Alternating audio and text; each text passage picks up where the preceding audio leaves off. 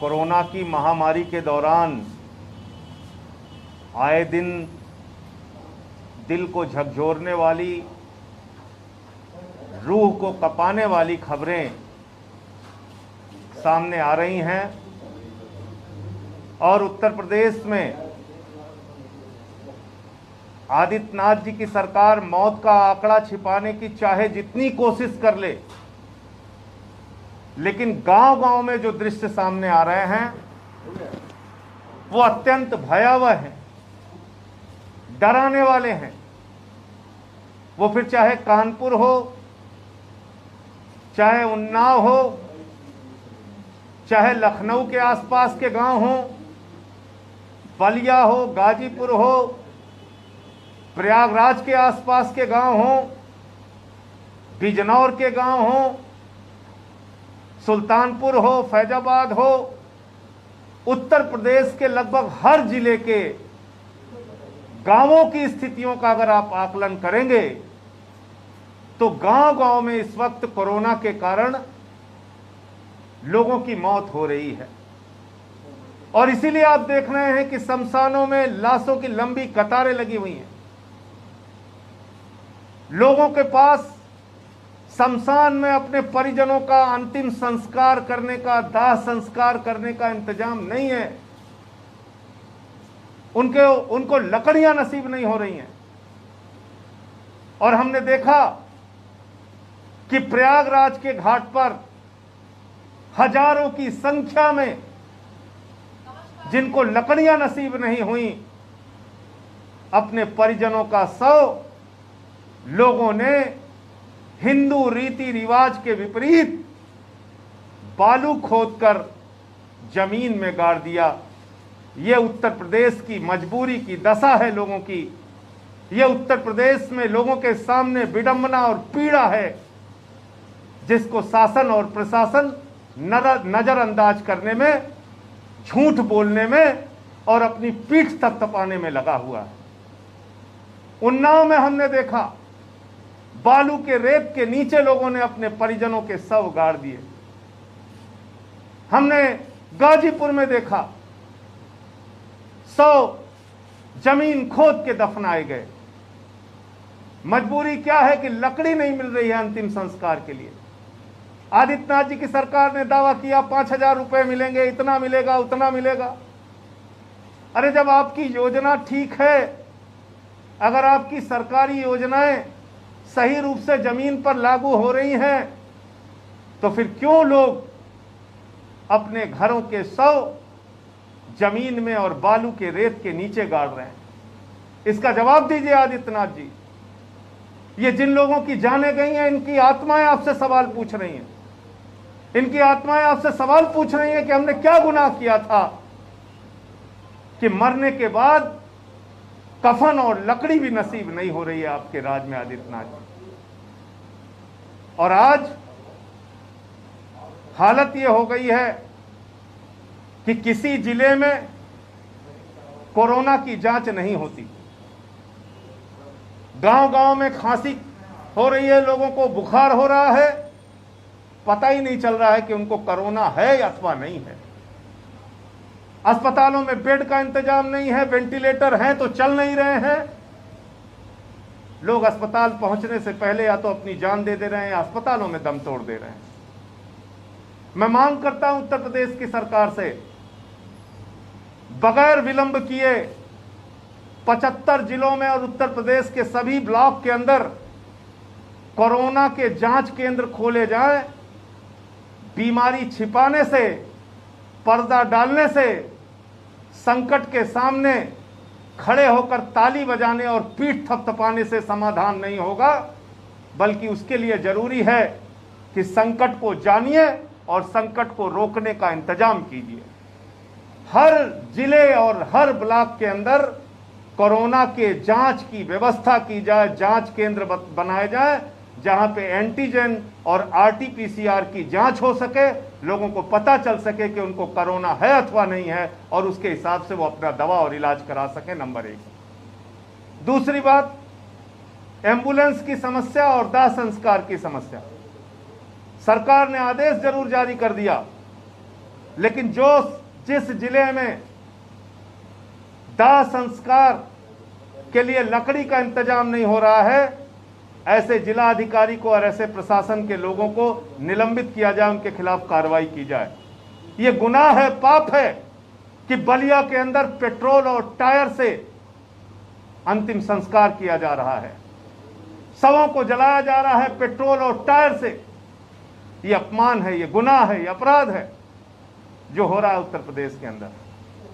इसलिए कुछ घोषणाएं कल दिल्ली की हमारी सरकार ने, आम आदमी पार्टी ने की है, और मैं समझता हूं योगी आदित्यनाथ जी को, उत्तर प्रदेश की सरकार को इन फैसलों पर विचार करना चाहिए और उत्तर प्रदेश में भी ये सारे फैसले लागू करने चाहिए।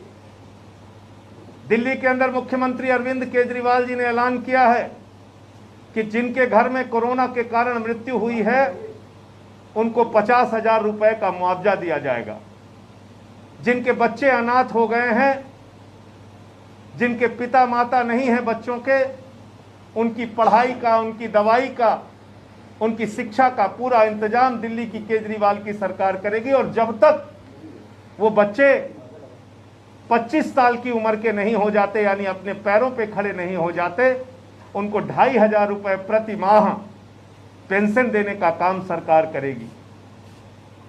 परिवार में जो कमाने वाले सदस्य थे, अगर पति की मृत्यु हुई है तो पत्नी की मृत्यु हुई है, पति को, माता पिता को, अगर पति पत्नी दोनों की मृत्यु हो गई है तो माता पिता को प्रति माह पेंशन देने का काम दिल्ली की सरकार करेगी।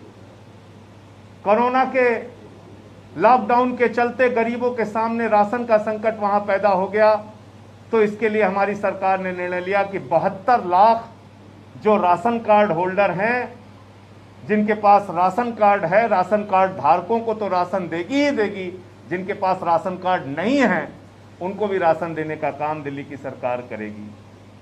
और इन सब के लिए एक अच्छी और ईमानदार नीयत चाहिए जो केजरीवाल सरकार के पास है, दिल्ली की आम आदमी पार्टी की सरकार के पास है। मैं निवेदन करता हूं, मांग करता हूं योगी आदित्यनाथ जी से, एक बड़ा संकट आया है उत्तर प्रदेश में, आप कृपा करके लोगों की मदद के लिए सामने आइए।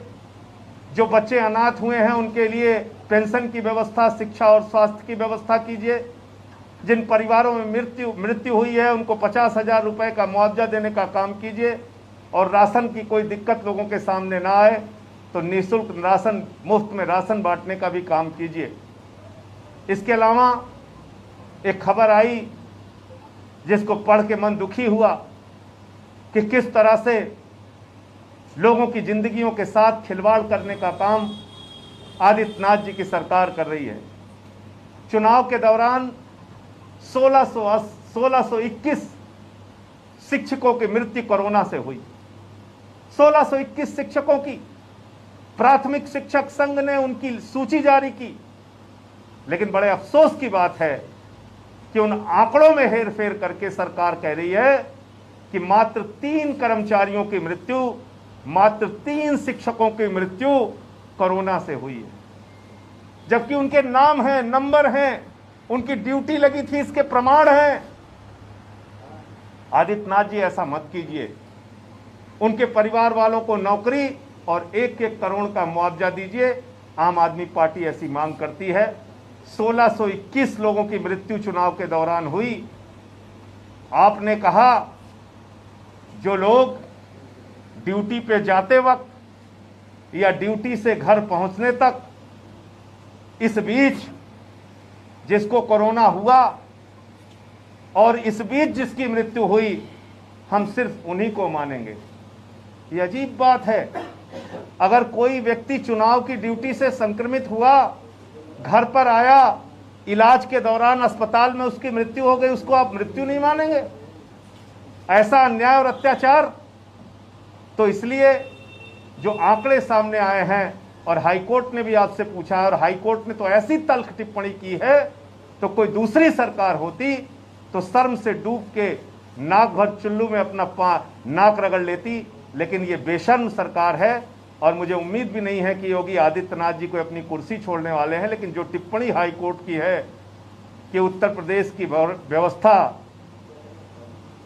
भगवान भरोसे चल रही है, उत्तर प्रदेश में कोई माई बाप नहीं है पूछने वाला, ये अपने आप में बहुत बड़ी टिप्पणी है।